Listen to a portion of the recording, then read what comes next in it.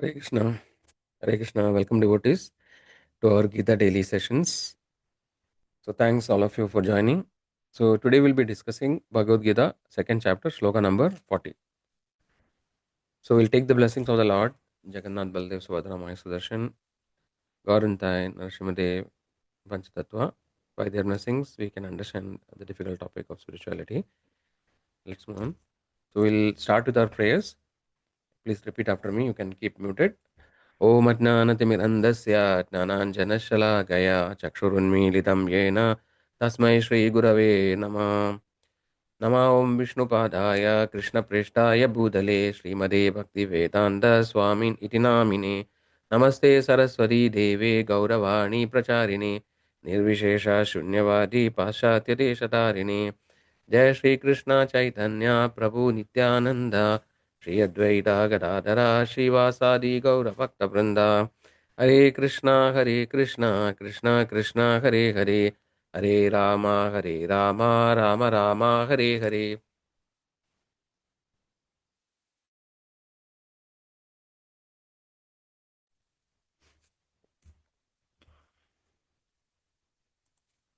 So we'll dedicate the session to His Divine Grace A.C. Bhaktivedanta Swami Srila Prabhupada, founder Acharya of International Society for Krishna Consciousness, by whose mercy we are able to understand Bhagavad Gita in a easy and practical way.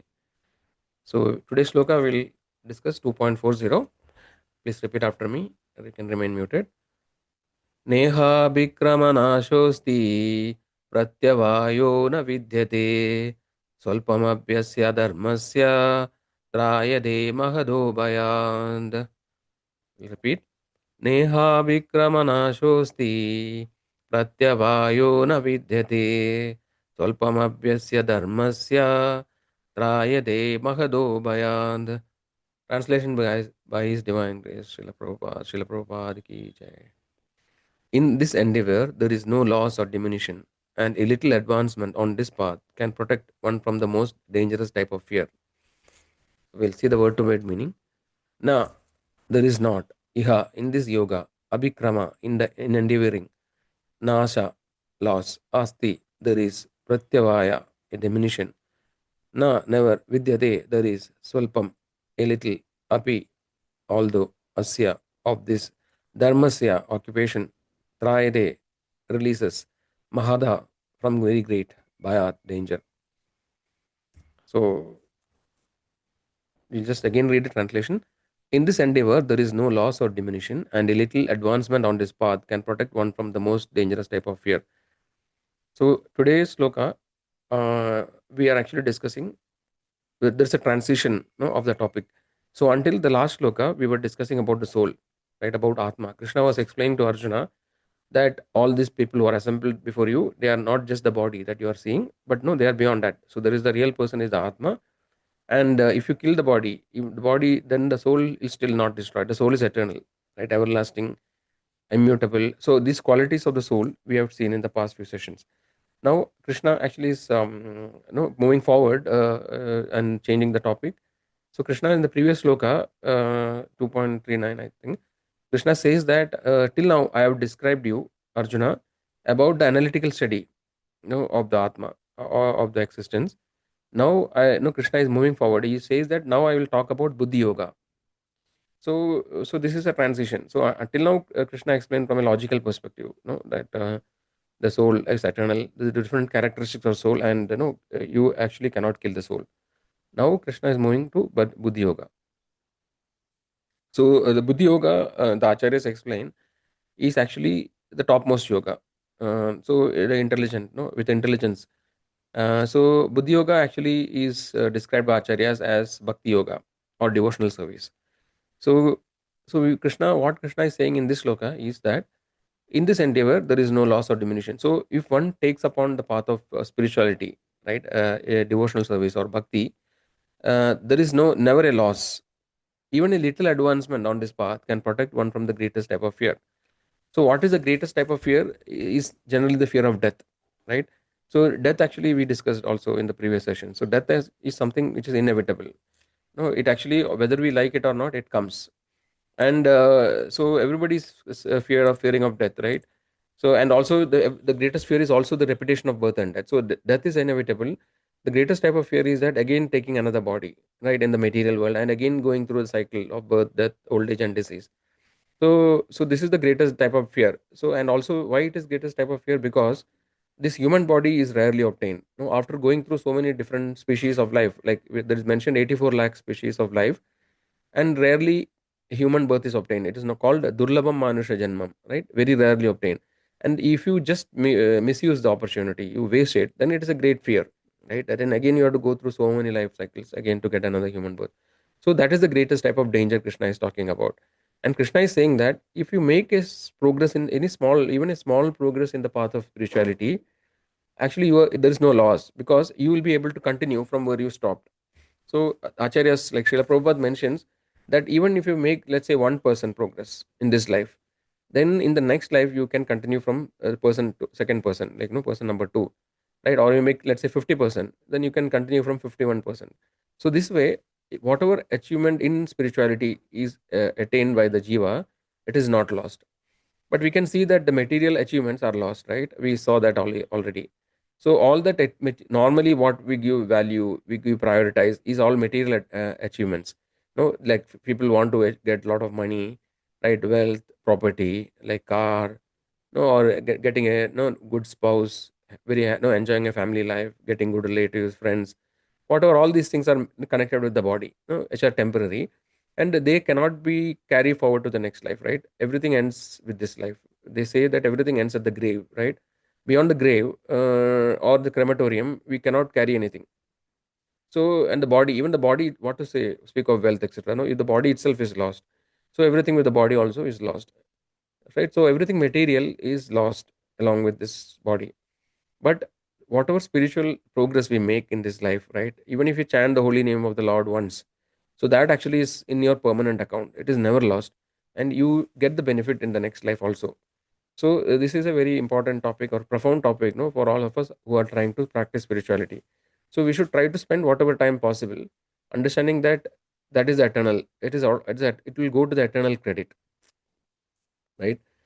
So the material work we know, right? It is incomplete. So even if you make some progress, you start some endeavor in material life.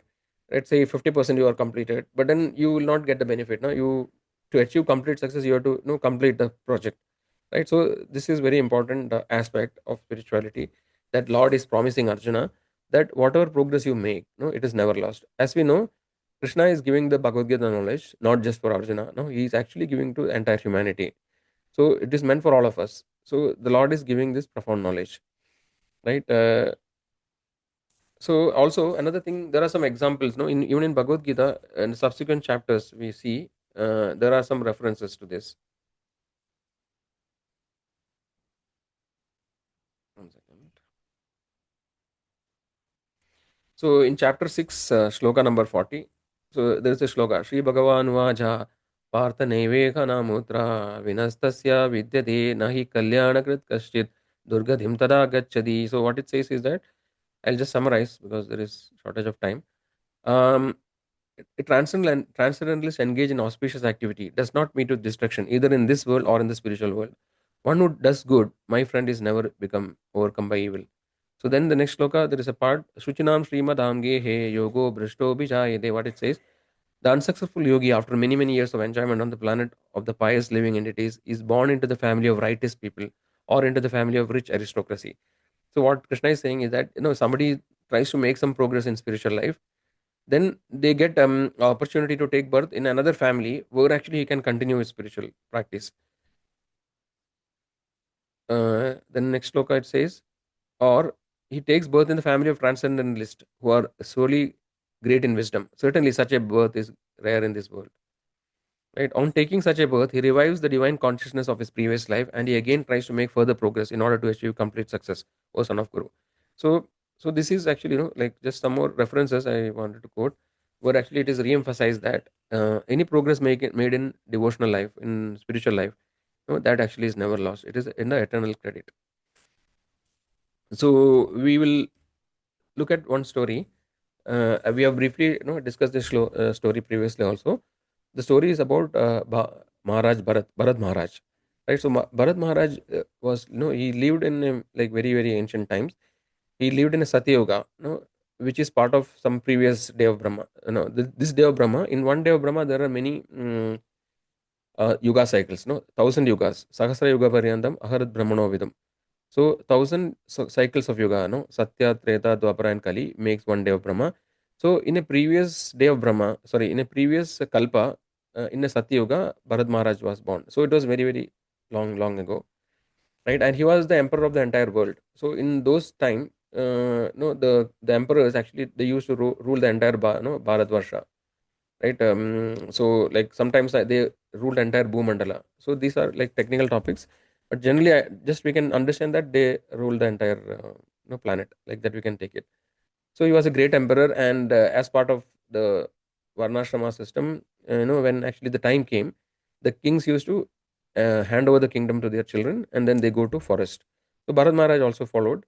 He went to the forest and he practiced a spiritual path, for many years, and he was almost at the verge of attaining perfection. So when once somebody attains perfection, then they don't have to take birth again. But then towards the end of his time, somehow or other he got attached to a small deer. A mother deer gave birth to a small baby deer, and it was abandoned. The mother died.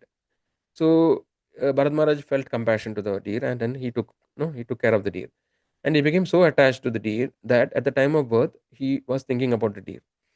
So we'll see in Bhagavad Gita later that whatever we remember at the time of death, right, we will attain that. So because he was thinking about the deer, he actually took a birth of deer in the next life.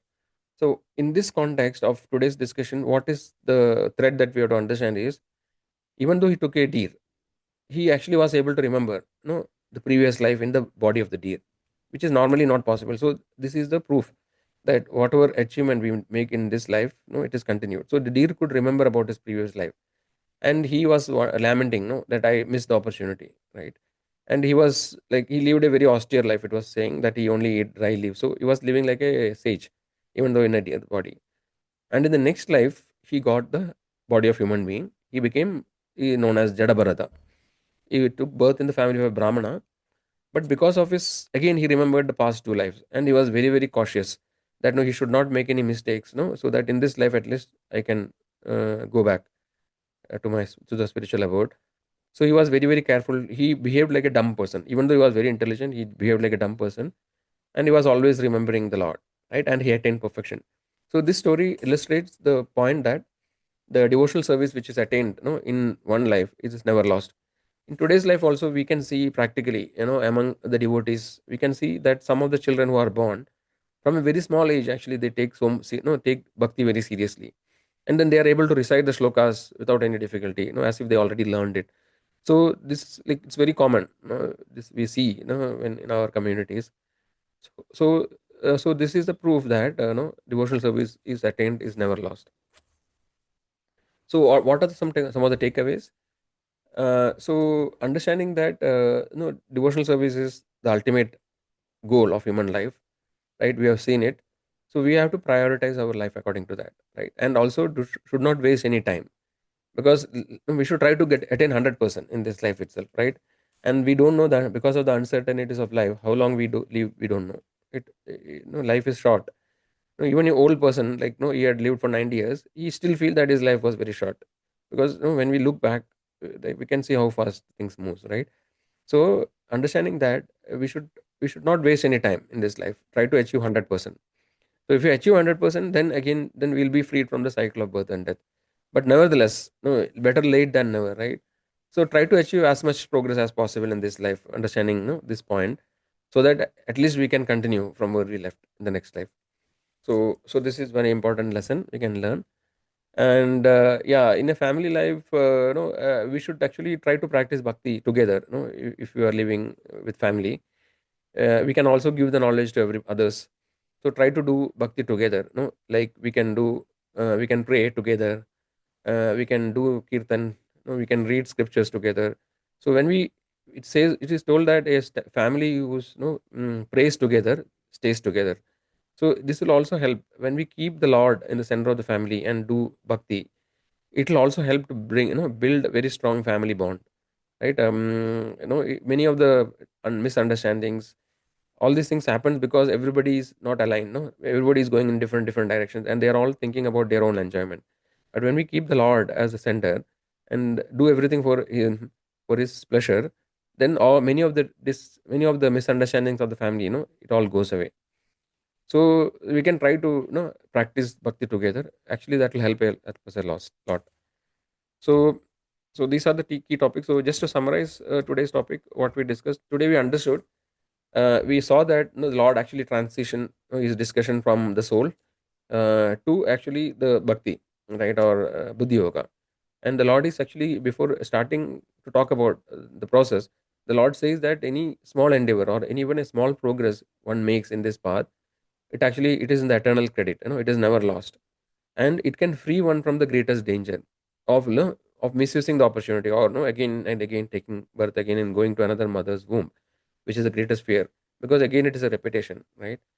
So this way the Lord actually, is emphasizing the importance of practicing bhakti. So with that, actually, we come to the end of today's topic. Okay, so are there any questions?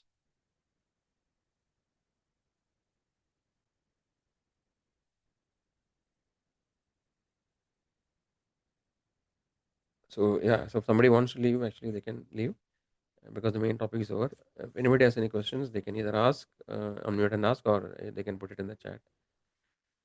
So yeah, we will continue our discussion on Bhagavad Gita every day. So request all of you to please keep joining, and also please extend, the invitation to others, like, who are familiar, friends, families, etc., so they also could benefit. So today's Ekadashi is a very auspicious day. So it's also the Gita Jayanti. The Lord spoke Bhagavad Gita 5,000 years ago, on the same day. So all of you can try to read Bhagavad Gita, like, little bit, no, whatever possible time you are having, maybe one chapter, or one shloka at least. Understand Bhagavad Gita, or do any spiritual activity. You can, chant the holy names of the Lord, read scriptures, yeah, do kirtan. So any devotional activity today done, no, it actually has many fold benefits. And also we are actually going through the Gita marathon month. So this month we actually distribute Bhagavad Gita.